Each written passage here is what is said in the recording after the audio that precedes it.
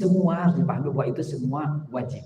Hanya bedanya ada yang kifayah, ada yang ain. Nah, kalau tadi yang kifayah kan kalau yang fardu kifayah itu jika ada seseorang atau sekelompok orang atau sekelompok tim yang menggeluti ilmu tersebut, entah kedokteran, entah sosiologi, entah ilmu politik, ilmu tentang survei kan sekarang di politik perlu ya ilmu survei, nanti pada dikibulin misalnya kayak gitu ya.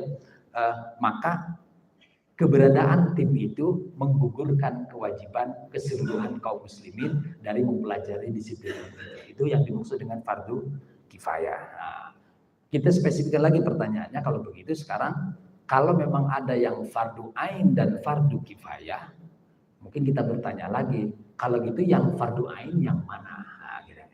Yang fardu ain yang mana? Ya mudah-mudahan ini bisa membantu.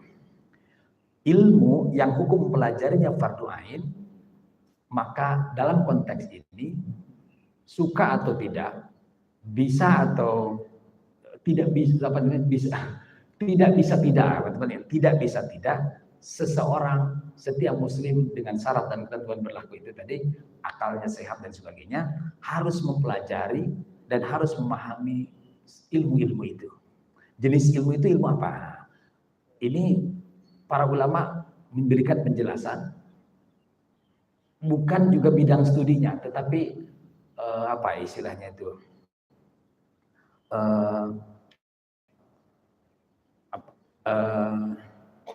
Tidak menentukan disiplin ilmu, tetapi capaian dari ilmu itu. Jadi ilmu yang wajib aini pun bukan disiplin ilmunya yang disampaikan, tetapi target dari ilmu itu apa. Contohnya misalnya Syekh Zainuddin Al-Maribari menuturkan bahwa ada 3 ilmu yang wajib dipelajari dan sifatnya ini wajib aini. Pertama, kata beliau, ilmu yang menjadikan ibadah menjadi sah. Jadi kalau ibadah kita tidak sah dan syaratnya, tentu saja syaratnya bisa sah ibadah kita karena tahu ilmunya, maka mempelajari ilmunya itu wajib aini. Mungkin kita bisa bertanyanya begini sekarang, kalau begitu ibadah saya sudah sesuai ilmu atau bukan atau tidak?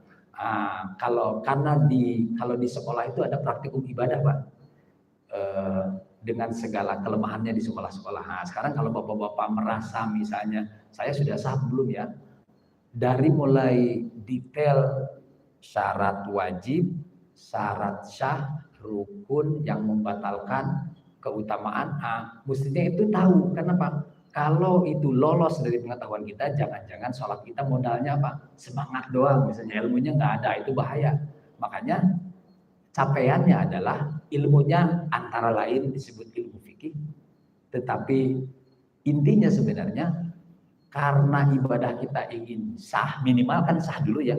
Nanti tahap berikutnya setelah sah baru kita ingin diterima. Karena kita nggak mungkin berpikir sholat diterima kalau secara fikih, kira-kira begitu para ulama menyebutnya, kalau ibadahnya sendiri tidak sah.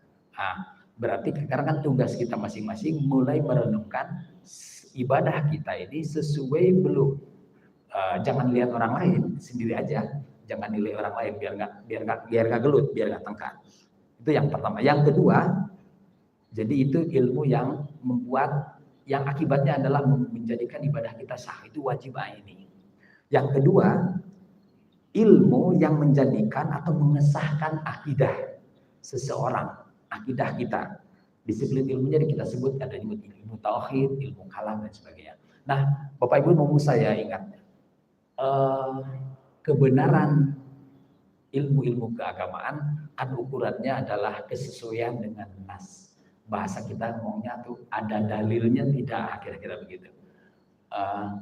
Kita harus pahami bahwa, dan ini adalah realita, bahwa benar menurut mazhab ini, benar menurut yang lain. Nah, itu harus kita pahami betul, karena gini, jangan sampai kita menganggap kalau saya benar pasti yang lain salah, karena kenyataannya tidak demikian.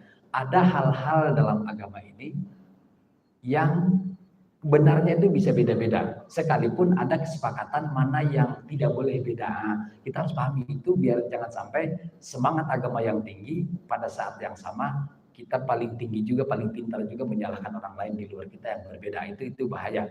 Karena apa? Berbeda dengan kebenaran sains